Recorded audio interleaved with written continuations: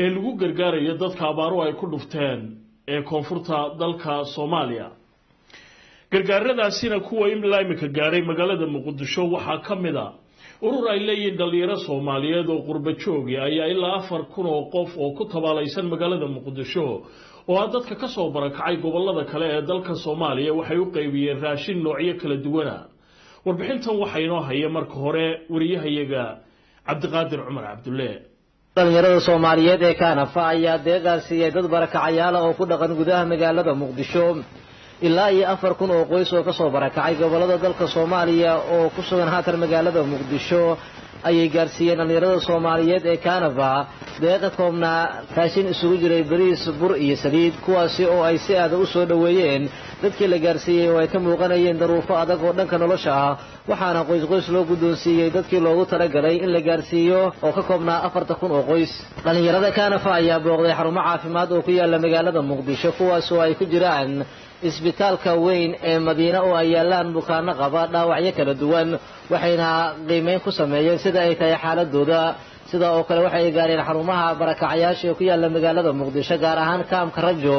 oo ay degan yihiin kumanaan qoys oo ka soo cararay abaaraha ka jira gobolada dalka Soomaaliya markii ay soo gabagabowday horay qaybinta ee dadka barakacayaasha raashinka ay ugu talagaleen ayaa waxa halkaasi ka hadlay Cabdiqaadir Axmed Nuur Hadaafow oo ah gudoomiyaha ururka dhalinyarada Kaanafa ee dalka Finland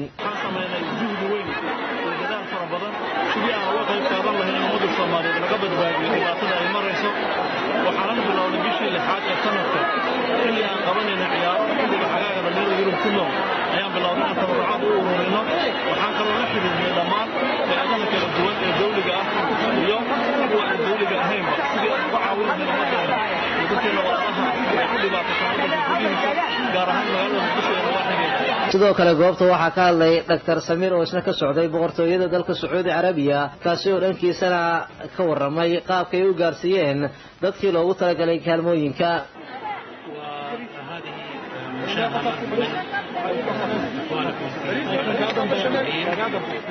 نعتقد أن هذا أقل الواجب الذي ينبغي أن يقدم لمن نشترك معهم في الدين ونسأل الله سبحانه وتعالى أن يرفع عن إخواننا في الشمال هذه المحنة وأن يعينهم ثم تعود الشمال بإذن الله تعالى goobta lagu qaybinaya raashinka ayaa waxaa ku sugnaa mas'uuliyiin kala duwan oo ka socday Kaanafa kuwaas oo ka yimid dalka dibadiisa isla markaana u yimid magaalada Muqdisho sidii ay u caawin lahaayeen dadka barakacayaasha ku dhaqan magaalada Muqdisho muddo toddobaad ay socotay howlahan qaybinta dhalinyarada Soomaaliyeed ee Kaanafa kuwaas oo qayb ka ah gurmadka ay sameeyeen dadka Soomaaliyeed iyo hay'adaha caalamka ka oo lagu taageerayay dadka barakacayaasha Soomaaliyeed ee ku dhaqan Muqdisho gurmadka ay sameeyeen dhalinyarada Soomaaliyeed ee Kaanafa ayaa waxa uu yahay wajigiisii hore kaasi oo lagu gargaarayay dadka dhibaataysan ee ku dhaqan magaalada Muqdisho dhinaca kalena maamulka TV-ga Universal ayaa waxa uu deeq lacageed guddoonsiiyay Maxamuud Geershabe oo ah nin Soomaaliyeed oo ku dhaawacmay dagaal ka dhacay magaalada Muqdisho kaasi oo qaybta dambe ee jirkiisana uu yahay mid aan shaqaynayn kadib markii uu dhaawac ka soo gaaray dhabarka waxa haleelay madfac ka mid ah kuwa la isku weydaarsanayay magaalada Muqdisho waxayna dhaqaatiirta ku dhaqan magaalada Muqdisho ay sheegeen in aan wax looga qaban karin gudaha dalka Soomaaliya isagoo u baahan in gurmad caafimaad oo dalka dibadiisa ah la geeyo inkastoo qoyska uu ka soo jeedana aysan ahayn kuwa awooda in ay geeyaan qaar ka mid ah wadamada caalamka waxaana ka codsaday shacabka Soomaaliyeed ee ku dhaqan caalamka daafiisa kala duwan inay uga soo gurmadaan sidii uu heli lahaa gargaar caafimaad oo dalka dibadiisa ah maamulka TV-ga Universal ayaa guddoonsiiyay deeqdaasi isagoo halkaas uu ka hadlay agaasimaha TV-ga Universal bismillaahir rahmaanir rahiim assalaamu calaykum waraxmatullaahi wabarakaatuh waxaanu joognaa degmada Shangaani ee gobolka Banaadir waxaanu la joognaa Maxamuud Ismaan Macallin oo loo yaqaan Geershabe oo runtii dhaawac soo gaaray telefishinka Universalna hore aad uga daawateen gabar Soomaaliyeed oo lagu magacaabo Hudda oo timid Muqdisho runtii markii ay aragtay ka danqatay deganna magaalada London ee wadanka Ingiriiska iyada iyo asxaabteeda ayaa iska soo aruuriyay lacagtaas $500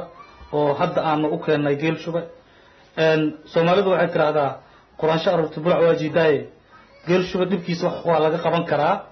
waxaanu u baahan yahay safar dibadda ah isbitaal dibadda ah waayo gudaha waxba loogama qaban karo dhaqaatiirtana waa iqreen gabar iyo lagu magacaabo Saciida Dheer ayaa runtii ila soo xiriirtay oo degan iyadana London Ingiriiska runtii kana damqatay dhibaatadan وهجاجنتاسنا وحين كنا فينا وربحنتي ونوصل دري وريها يجا عبد القادر عمر عبد الله دولة الصومالي لان يا كنا واقدين لبوا وفتيو كلا دوان ما انت صبت ده بريتا أيو كلا دري دونتو مقالو ينكم مقدشو يدق مدر الدابة كنت على قبل كوقوي قبرية دلك كينيا دولة الصومالي لان وفتينا يودر يسوع مقالة مقدشو أي waxa uu sidaa gargaar lacageed oo laga ururiyay dadka Soomaaliland gargaarkaasi oo loo qaybin doono magaalada Muqdisho waftiga kale ee tagaya xiriyaha qaxootiga ee ku yaala gobolka waqooyiga bariga dalka Kenya ayaa iyaguna gargaar halkaasi geyn doona marka la isku wada qaado gargaarka laga guray Soomaaliland ayaa waxa la sheegay inuu dhan yahay $700,000 sida uu sheegay wasiirka ganacsiga warshadaha iyo dalxiiska Soomaaliland Cabdirasaaq Khaliif waftiga Soomaaliland ka socday ee tagaya magaalada Muqdisho maalinta Sabtida ee Berita ayaa waxa uu noqonayaa waftigii ugu horeeyay ee rasmiga ah ee muddo 20 sanadood iyagoo ka socda Soomaaliland taga magaalada Muqdisho asaha madaxweyne ku-xigeenka Soomaaliland Cabdiraxmaan Saylici ayaa shir jaraa'id oo qabtay maalintii Khamiistii waxa uu ku sheegay inaanu wax weyn ka soo qaadaynin muhiimadda dhinaca siyaasadda waftigaasi uu leeyahay isagoo sheegay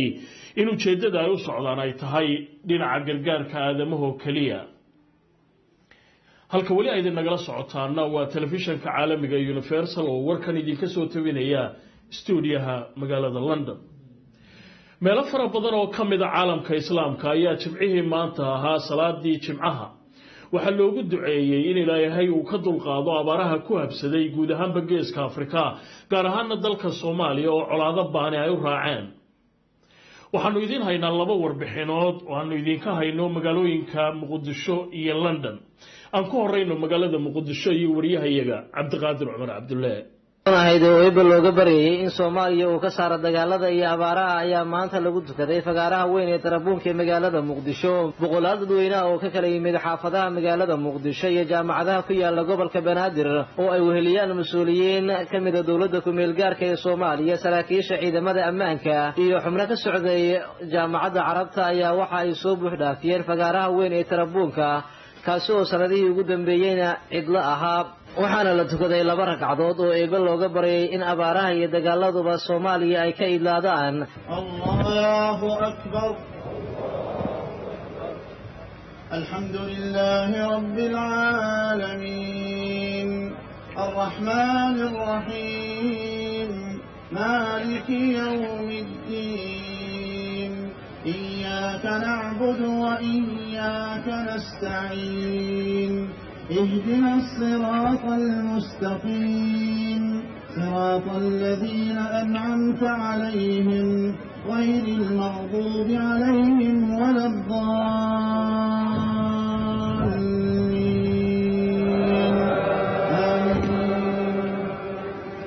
markii ay soo gabagabowday dukashada salaada kadib ayaa halkaas laga jeediyay khudbado ugu horreeyna waxa halkaas khudbad ka jeediyay ku bixisay afka Carabiga sheekh dalashadiisu ay ahayd wadanka qadarkaas oo ugu duceeyay dunida islaamka iyo Soomaaliyaba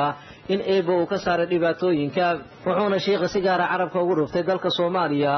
isagoo eebo ka baryay inuu ka saaro abaaraha iyo colaadaha isbiirsaday Allahumma aghithna Allahumma aghith al-bilad wal-ibad Allahumma ghaythan hani'an mari'an ya rabbal alamin اللهم اسقهم بنصره البلاد والعباد اللهم أجل الأمن والأمان على هذه البلاد وسائر بلدان المسلمين يا رب العالمين اللهم وفقنا لما تحبه وترضاه اللهم وفقنا لما تحبه وترضاه اللهم تقبل منا إنك أنت السميع العليم وتب علينا إنك أنت التواب الرحيم gudoomiyaha jaamacadda Muqdisho Cali Sheekh Abu Bakar ayaa isna halkaas ka hadlay أن نتقبل منهم هذه الهدية هي هدية غالية وأقامت هذه الصلاة في هذا الميدان في مدينة مقدشو عاصمة الصومال يمثل نقلة نوعية حقيقية